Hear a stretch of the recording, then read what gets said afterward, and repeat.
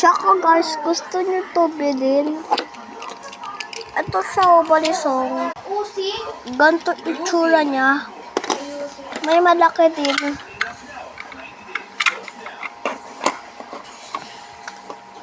Tapos ano lang to, 20 pesos guys.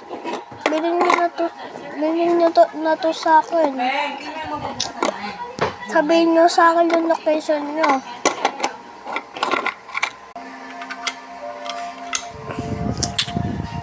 Kung gusto nyo to maliit guys, kaya may bala dyan pangit to. Tapos hindi pa pag nakasarado. So, kung gusto nyo bilhin, bala kayo. Kaya maglagay. Tsaka ganitong size na niya guys. Magkaparas din sila ng shape.